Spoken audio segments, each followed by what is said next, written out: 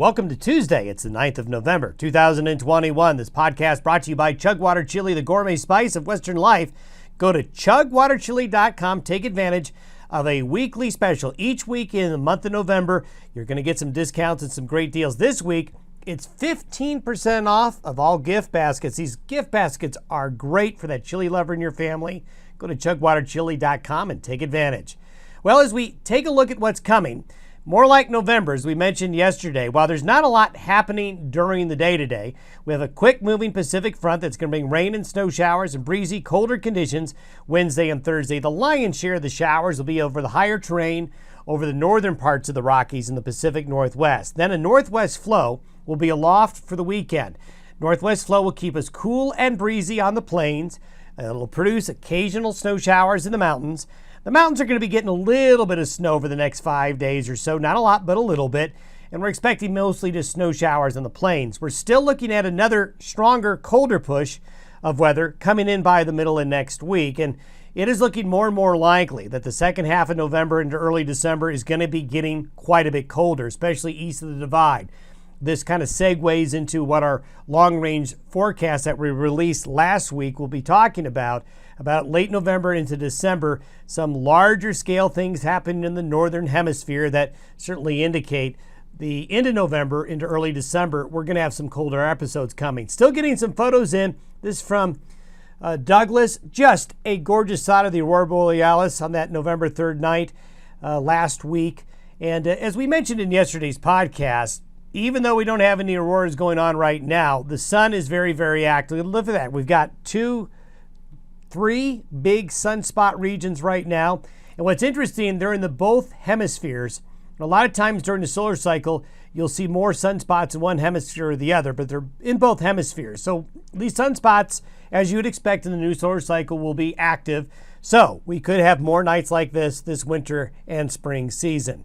Taking a look at where we are today, taking a look at the 500 millibar or 18,000 foot level, we see some waves coming on through. Here's the next wave connected up with this cold air up into the Gulf of Alaska there. We've got a frontal system is going to zip its way on in tonight and into Wednesday morning. By Wednesday, look how fast this system is moving. This is classic La Nina, fast jet stream winds. So it just plows its way into the Continental Divide and moves through the front range of Montana, Wyoming, and Colorado very, very quickly. So it's a quick shot of mountain snow, rain and snow showers on the plains, and northwest winds will mean colder air coming in behind it. The storm then forms over Wisconsin and Minnesota by Friday morning. So we go from this, doesn't look like much, to a much more organized system over the Great Lakes. Now this is a pretty cold system. There's going to be some good snow across the eastern Dakotas, up into northern areas of Minnesota and the Great Lakes. And remember, this time of year, folks, the Great Lakes are still warm from the summer. And when you bring a pocket of cold, cold air aloft over those warm Great Lakes, you know what you get? You get those lake effect snows.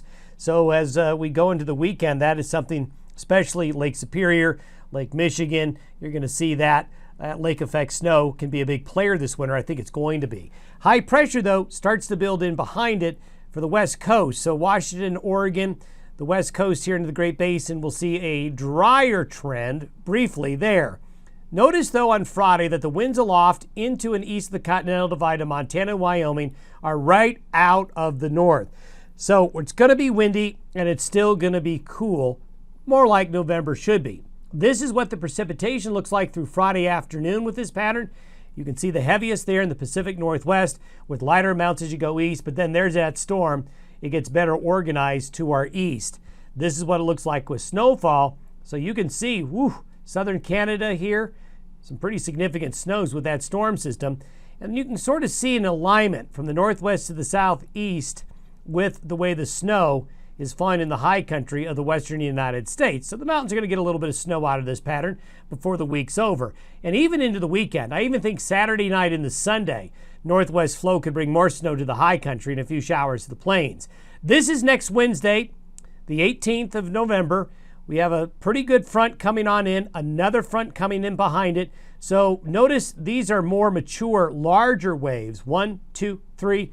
You're getting into a more wavy pattern. That leads to an increased activity. The more waves you get in the jet stream, the more busy the weather is going to be. Also, the more transient it's going to be, the more changeable it's going to be.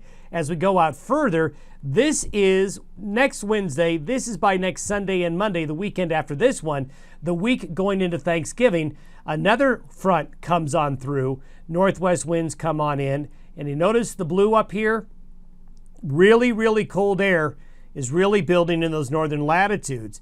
And here's a good reason why. Notice the snow cover extent. Look at the snow cover that's building here on the other side of the globe from far northern Europe to Russia, getting down to portions of Asia here, and then getting all the way back up here. Then now Alaska, pretty much snow covered, the Northwest Territories as well.